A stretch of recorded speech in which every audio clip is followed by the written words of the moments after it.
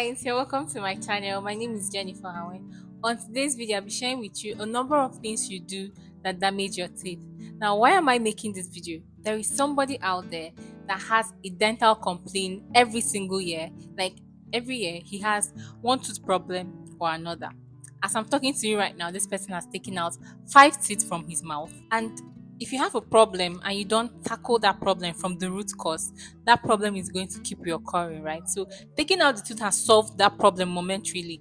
But if you keep doing the exact same thing that made you lose those teeth in the first place, that means you're going to keep losing your teeth. So in this video, I'll be sharing with you a number of things you do that damage your teeth.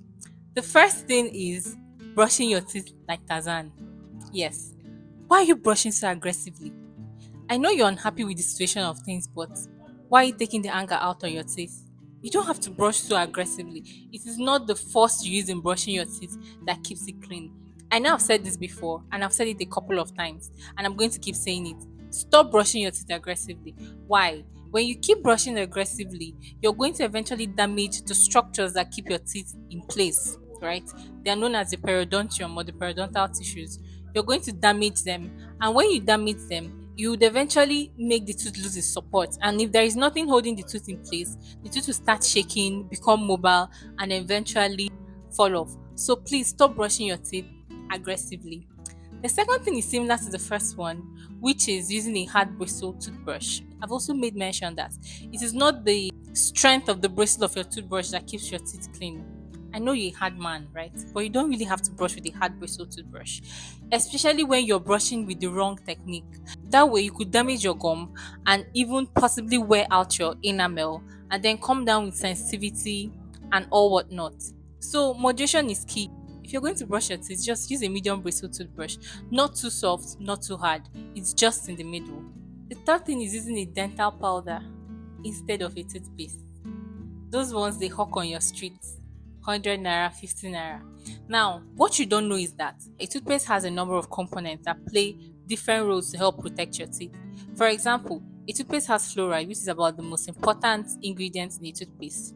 It has an antibacterial agent that helps kill the microorganisms in your mouth.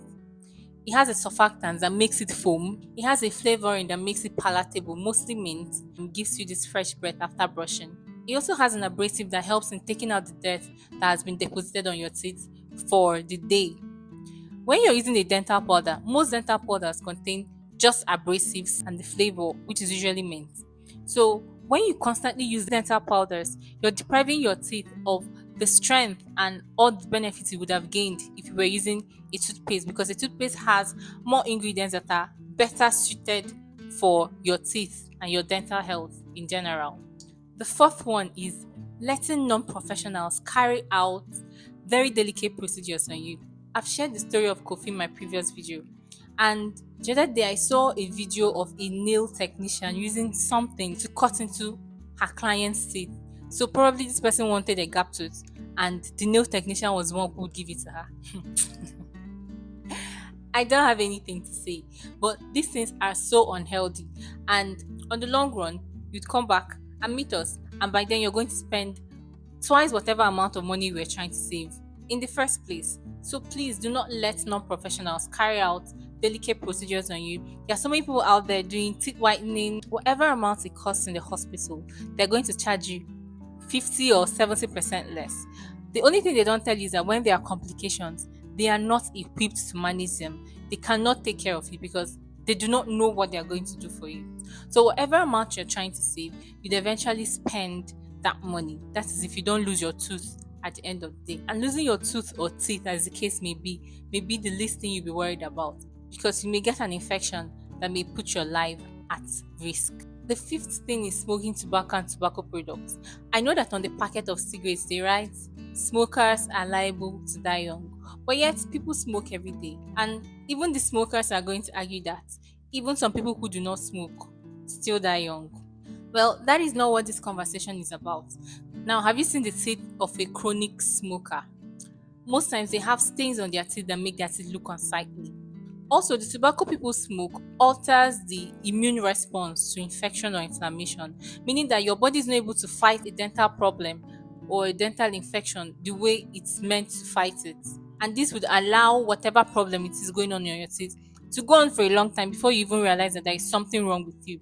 And if you do not find out these things on time, you may eventually notice that whatever it is going on your teeth would have weakened the structures holding your teeth in place. You start noticing that your teeth are mobile, and then you just gradually begin to lose your teeth.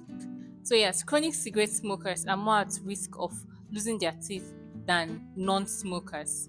The last one is taking a lot of sweet things and not brushing at night before going to bed. Like brushing at night is like a magic key, right? You can afford to do a number of things in the day, but once you're able to brush at night before going to bed, you can get rid of those things that are deposited on your teeth before you sleep. And when you wake up with a clearer breath. But when you eat all the sweet things and you do not brush before going to bed, you leave the deposit on your teeth, and the microorganisms in your mouth feed on them, produce acids that damage your teeth. I've talked about this in one of my videos, so I'm going to be leaving the link somewhere in the description box so you can watch the video and have a holistic idea of what I'm talking about. That brings me to the end of this video. If you know anybody who is guilty of any of these things that I've said in this video, please share this video with them. Thank you very much for watching. If you haven't subscribed to my channel, hit the subscribe button already. What are you waiting for? Alright guys, see you in my next video. Bye!